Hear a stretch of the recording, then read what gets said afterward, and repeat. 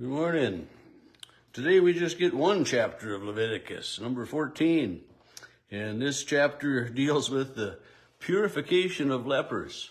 Yeah, leprosy was a horrid disease. And leprosy was a disease maybe that, or a name maybe attributed to many different diseases of the skin. And, we have, I remember growing up, you'd have, measles and mumps and chicken pox and, different things that way. And your face could break out with acne when you got a little bit old. So leprosy could be, attributed to a lot of different things, but it was a sore on the skin. And like yesterday, as we looked at chapter 13, sometimes if the skin was white and the hair wasn't white, it wasn't so bad. But if the skin and the hair was white, then it was definitely, leprosy, or what they would call that. And so, it says, verse 2, this shall be the ritual for the leprous person at the time of his cleansing.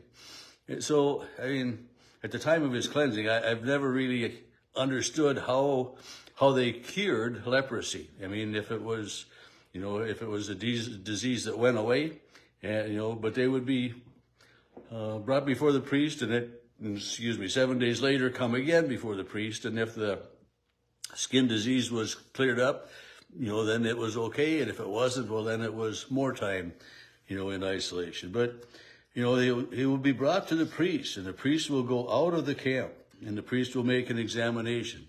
So the leper is not living in the camp, and this is, we're reminded of that, as I mentioned yesterday, with the lepers that Jesus cleansed. They were outside of the camp. They couldn't live at home with their family, and they were dependent upon handouts from people, bringing food out to them and water out to them, because they couldn't work amongst others, and they just couldn't live in the midst of other people. But, they would go outside of the camp, make an examination. If the disease is healed, then the priest will command that, 2 living birds and cedar wood and crimson yarn and hyssop be brought for the one who is to be cleansed. Who is to be pronounced clean. The sacrifice itself isn't doing the cleansing, but it's a guilt offering, a sin offering. They combine all of those in here with the different things that gets done. With the birds, they slaughter the one bird over fresh water in this earthen vessel, and they do, the rituals with that.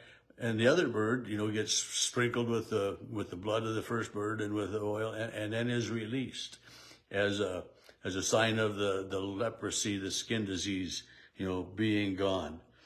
And, he will sprinkle, he'll take, some of the blood that was in the fresh water bowl, and, so it's the blood, diluted with this fresh water, and sprinkle it 7 times on the one who is to be cleansed, and then he'll pronounce him clean and let this living bird go, and then the one who's cleansed, washes his clothes, shaves off all of his hair, his eyebrows, his every bit of hair on his body, his or her body, would be shaved off. And then will live outside of his tent again for 7 days, and then has this second examination by the priest.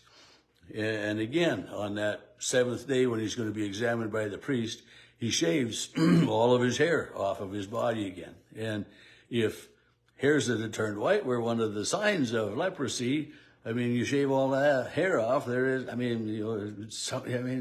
these things just don't always make sense to me. And that's, but he washes all of his clothes, and he bathes his body in water, and he shall be clean. If there are no visible lesions on the skin, no sores, no white spots, he'll be cleansed.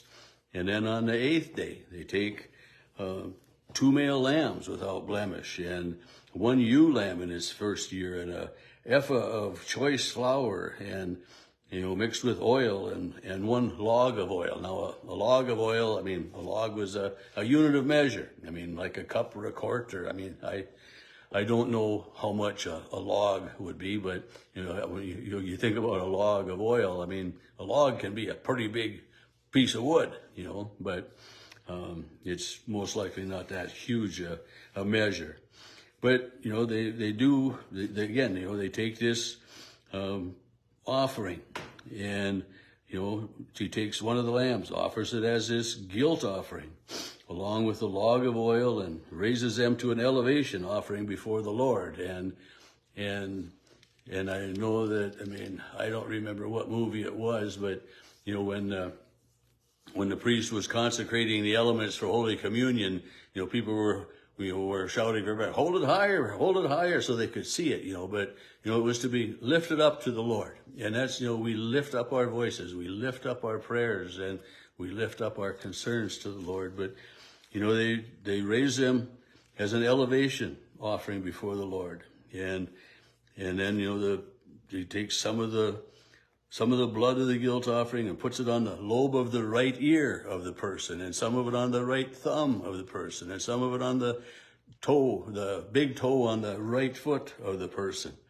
So it's, definitely got to be on the right side, not the left side, but the right ear lobe, the right hand, and the right foot that they do this on. And he's got the oil in his left hand, and he sprinkles some with his finger 7 times. And I kind of imagine somebody going like that, they get water on their fingers and they, kind of sprinkle it at you that way, is what I envision when I read that anyway.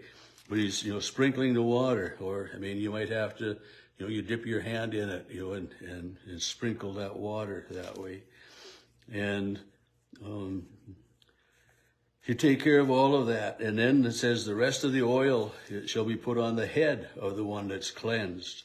And the priest will make a sin offering to make atonement for the one to be cleansed. And afterwards, the burnt offering, and takes care of all of those things.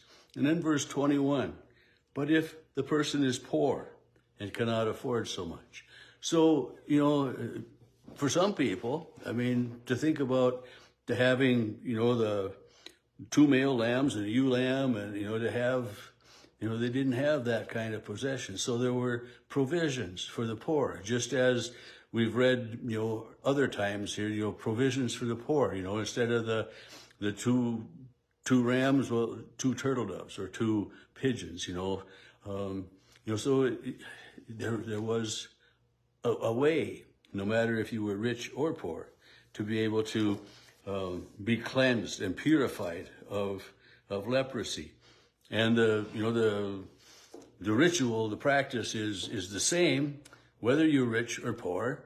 And I think that's an important thing for us to remember too, then, is that it doesn't matter who we are, rich, poor, famous, not famous, any and every one of us comes to God and has just as much right as anyone else to ask for and to receive forgiveness of sins and cleansing, of our sinful nature that way. And so that, it goes on, the first 20 verses had to do with, this ritual for, of cleansing. And then we've got 10, 12 verses that talk about it, if you're not quite as wealthy, and in that way. And then when we get to verse 33, the Lord spoke to Moses and Aaron and said, when you get to the land of Canaan, the promised land, and they're maybe a year into their journey here now, and it's a 40-year journey, we know, but nobody knew that when the Lord is speaking to Moses and Aaron here now about that. But when you come into the land of Canaan that I have promised you, the promised land, and he says, and I put a leprous disease on a house. It's sounding like God is, actively doing this. And, is it a punishment, or is it a warning, or what? But he says, if I put a leprous disease on a house, and maybe we should just think, if there is, say black mold in the house, whatever. But, the owner of the house will come and tell the priest. And again, here it's the priest who is the go-between between the person and God. And not that the people can't raise their voices to God as well, but the priest is the one that, for the leprosy, for other things, and here, if it's a leprous house, and he shall say to the priest, there seems to be some sort of disease in my house. And the priest will come and examine it. And if there's, depending on what they find, they may just remove some stones and check the house again. And if the house continues to be that way, they tear the house down. Take everything out of the community, get rid of it out in some unclean area where it's totally gone and nothing more to worry about. And so the provisions for the cleansing of leprosy are spelled out by God, just the way that, so many other things were spelled out by God for the Israelites that way. But it's, God provides a way. And it's just like when Adam and Eve first ate of that forbidden fruit. God provided clothing for them, took care of their need, and God continues to do that. And this is one of the things that we're seeing, in Leviticus, is that God continues to provide a way for these Israelites to live holy and cleansed lives in his eyes.